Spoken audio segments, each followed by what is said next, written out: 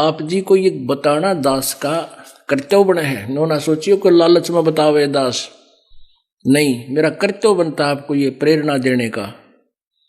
और आपने ये फार्मूले अपनाने हैं, अपनाने पड़ेंगे सफल होने के लिए। और परमात्मा कहते हैं चिड़ी चोंच भर ले गई नदी न घट्यो नीरे, दान दिए धन घटे नहीं नो कह रे साहिब कबीर। परमात्मा की वाणी है, दान देने तो धन नहीं घटेगा, गारंटी देता हूं। लेकिन कुपात्र को दिया हुआ दान व्यर्थ होता है, सुपात्र को दे।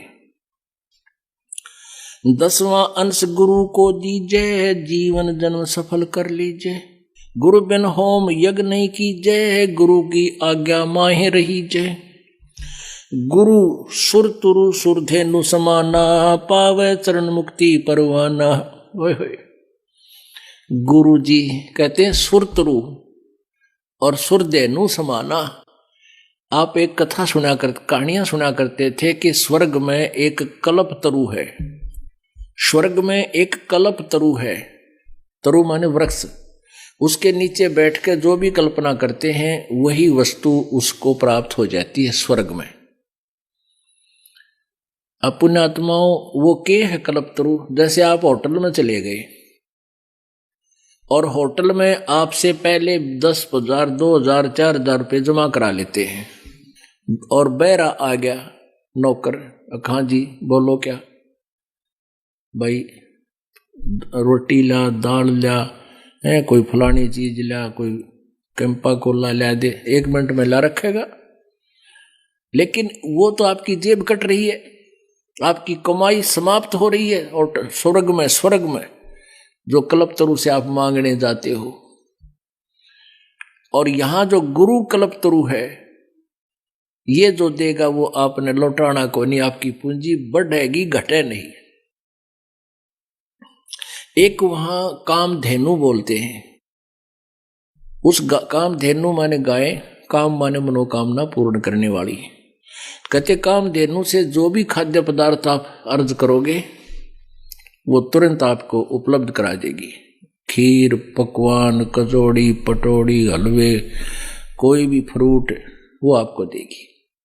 तो वह भी एक बैल समझ लो होटल की, आप ही की पूंजी घटेगी और वो आपको प्रदान कराएंगे। और यहां क्या बताते हैं, गुरु सुरतरु सुरधेनु समाना। सुरतरु माने देवताओं का पेड़, सुरधेनु देवताओं की गाय, व कामधेनु गाय। और पावे चरण मुक्ति परवाना, चरणन में, उसके चरणन में मुक्ति मिलेगी। और वो काम भी गुरुजी के सामने आप आते हो, आप प्रथम बार आते हो, महादुखी होते हैं। कुछ पुण्यात्मा भी हैं जो आत्म कल्याण के लिए भी आती हैं, वो 10% है, बाकी ज्यादा काल के दुखी किए हुए प्राणी ही यहाँ आ रहे हैं। आना चाहिए, वो दुख भी वरदान सिद्ध होगा आपके लिए। और आप जी आकर इस दास के सामने अर्ज करते हो, मन में सोचकर भी खड़े होते हो, तो वो इस दास के माध्यम से परमेश्वर कबीर जी के दरबार में जाती है। दास तो एक बैल है, बैल घंटी, और वहां से खुड़कती है वो परमात्मा। फिर आपकी वो मनोकामना मिनटों पूर्ण। शुरुआत में आपके पुण्य नहीं होते, ना आपने कोई चोनी दान कर रखी होती, तो भी आपको राहत शुरू हो जाएगी, क्योंकि वो परमात्मा अपने कोटे से देगा। क्योंकि आपके पास तो पुण्य समाप्त हो लिए, पुण्य समाप्त हुए तो आपका राम रूस गया, आपके ऊपर दुख आ गए, सुख समाप्त हो गए, वो जल खत्म हो गया। तो यहाँ गुरु जी की सेवा, हैंडपंप की पूजा करी, चलाया तो फिर पानी भरने लग गए, तो वो फिर से आप परिपूर्ण हो जाओगे। तो शुरुआत में परमात्मा सुरतरु सुरधेनु जैसे काम करेगा आपके गुरु जी के माध्यम से, यानी आपको मांगते ही देगा, लेकिन वो आपकी पूंजी नहीं होगी। ये परमात्मा कबीर जी की अपने कोटे से आपको होगा। फिर आपसे कहा जाएगा कि ईब आप ऐसे ऐसे करके स्वयं धनी बनो, ये साधनाएं करो।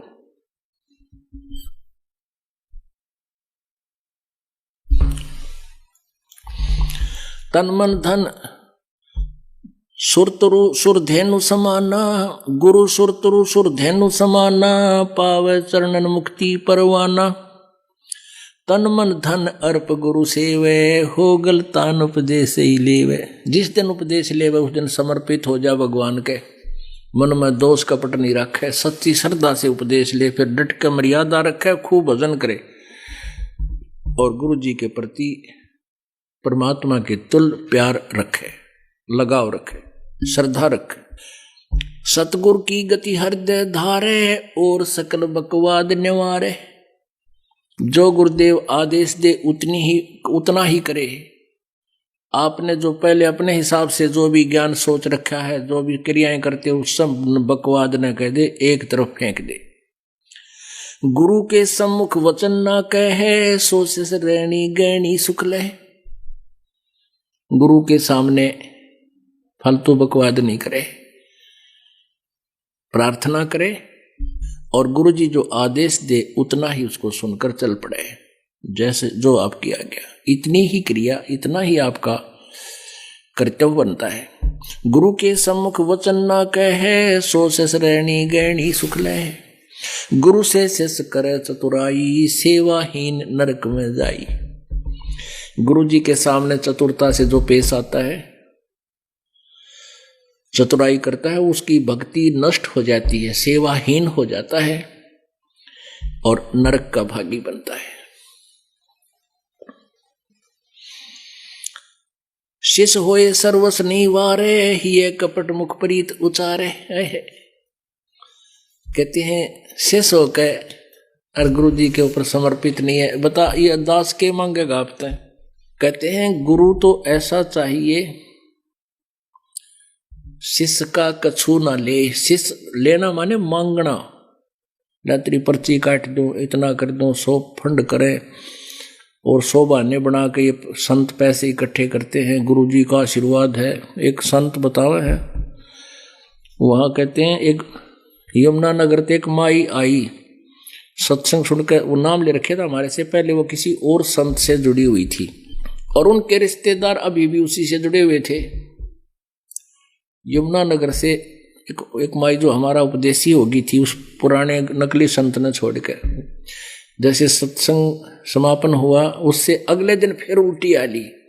अनु का जी मैं इसलिए वापस आई हूं, एक बात बतानी है, मैं बता दें। कहते हैं हमारे रिश्तेदार वहां से नाम ले रखा, किसी डेरे का नाम लिया उसने,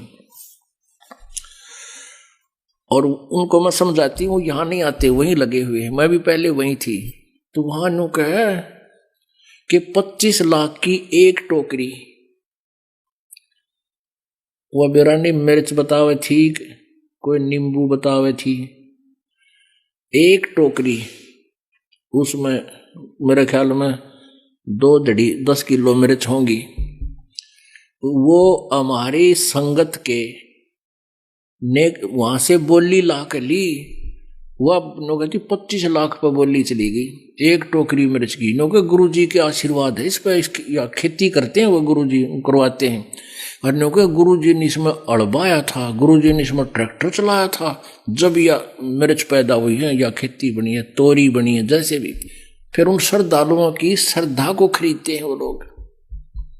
नो बोली जी हमारी रिश्तेदार ने एक मिर्च 2500 की पड़ी, वो तेरा गजब हुई। एक मिर्च या हरी कच्ची मिर्च, नो बोली 2500 में ली है, गुरु जी के आशीर्वाद की है ना यार। टट्टू तो वह गुरु जी है और के उनके आशीर्वाद से। तो 25 लाख की एक टोकरी, वहां भी कितनी टोकरी बेची होंगे, तो करोड़ों आदमी जा अंदर। तो इस तरह ये दास ऐसे कभी आपसे कोई तगड़मबाजी से ना कहा ना कहेगा। तो गुरुजी आप गुरु के सामने आपने कहते क्या बताते हैं कि शिष होए सर्वस नहीं वारे, ये कपट मुख प्रीत उचारे। ऊपर लोग देखा ऊपर तो मीठा बोल रहा है और अंदर मैंने कहा जो करना हो करना है, गुरु जी ने कहने दे। अब गुरु जी क्या कहते हैं, 10वां अंश गुरु को दीजे, जीवन जन्म सफल कर लीजिए। अब ये जो निर्देश दास का नहीं है, दास तो आपको पढ़ के बताओ, भगवान का आदेश है, और ना बताऊं तो मैं दोषी। मैं इसको बहुत कम बार रिवाइज करता हूं, आप भी देखते होंगे। इस परमात्मा के वाणी को बहुत कम बार मैं बताता हूं, क्योंकि नए नए भक्त जो होते हैं वो वेदक ना जा। अब गुरु जी तय बार बार न्यू कहें भाई 10 माह अंश तो देना ही चाहिए, लालच करें, लेकिन ये लालच नहीं, आपके कल्याण के लिए दास का कर्तव्य है इसको बताना। अब क्या बताते हैं, शेष होए सर्वस नहीं वारे, यानी समर्पित नहीं होता, और ये कपट मुख परीत उचारे, अंदर में दोष ऊपर तो मीठा बलक। हाँ जी हाँ जी। तो कहते हैं सो जीव कैसे लोक सिधाई, बिन गुरु मिले मोहे ना पाई। होय होय। गुरु से करे कपट चतुराई, सो हंसा भव भर में आई। अब क्या बताते हैं परमात्मा, जो ऐसी क्रिया करता है भक्त, वो कैसे सतलोक जा सकता है, और गुरु के मिले बिना मुझे प्राप्त नहीं कर सकता। गुरु से मिलना क्या तात्पर्य है, गुरु से मिलना यानी गुरु के प्रति पूरी श्रद्धा हो जाना, और गुरु जी के प्रत्येक आदेश का पालन करना, ये गुरु जी से मिलना होता है। और जब तक गुरु जी से आप नहीं मिलते हो, यानी कहते हैं लोहा और पारस, पारस एक पत्थर होता है जो लोहे से टच हो जाता है तो उसको सोना बना देता है। कहते हैं रूमी वस्त्र अंतरा, लोहे पारस जान, लोहे पारस बीच, और कोट वर्ष संगत रहे, पलटे नहीं अभीच। अब जैसे एक रूमी वस्त्र यानी पतला सा कपड़ा होता है, बिल्कुल दुपट्टा टाइप, कहते हैं उस पारस पत्थर के और लोहे के बीच में अगर वो उस रूमी वस्त्र यानी पतले से वस्त्र के जितना भी गैप रह गया, और वो जरा सा गैप होता है, साथ रखे दिखाई देते हैं, कहते हैं उसमें परिवर्तन नहीं आ सकता, वो तो कति घसाना पड़ेगा, न्यू साथ लगाना पड़ेगा। तो आप उपदेश भी ले रहे हो और गुरु जी के अंदर आपकी आस्था, आपका हृदय नहीं लगा है, उसमें हृदय से आपकी कसक नहीं है, तो आप मानुष से देवता नहीं बन पाओगे, यानी सतलोक जाने योग्य नहीं होगे, आप लोहे से सोना नहीं बन पाओगे। वो मिलना कैसे है, गुरु के प्रति परमात्मा के तुल्य श्रद्धा बनानी है। गुरु से कपट शेष जो राखे, यमराजा के मुगदर चाखे। जो गुरु जी से कपट रखता है, यम के दूत उसका मोगरे मारेंगे, मुगदर। जो जन गुरु की निंदा कर ही, शुक्र समान गर्भ में पड़ी। जो जन गुरु की निंदा करते हैं वो नरक में जाते हैं, शुक्र स्वान कुत्ते गधे की योनि प्राप्त करते हैं। गुरु की निंदा सुने जो काना, ताको निश्चय नरक निदाना। अपने मुख निंदा जो करही, परिवार सहित नरक में पड़ही। गुरु को तजय भजय जो आना, तापसुआ को फोकट ज्ञाना। कहते हैं गुरु की निंदा सुने जो काना, ताको निश्चय नरक निदाना। अब आप जी के गुरु जी के बारे में कोई निंदा करता है, ऊट पटांग बकवाद करता है, आपने उसकी तरफ ध्यान नहीं देना चाहिए। जैसे आप सुन रहे हो, आपके कान में तो पड़गी वो बात, लेकिन आपके असर ना हो कि यूं जो कह रहा सच्ची है, तो आपने सुनकर भी सुना नहीं। और यदि कोई बकवास करता है गुरु जी के बारे में और आपके मन में भी दोष आता है, तो आपने वह निंदा सुन ली, आपकी भक्ति नष्ट होगी।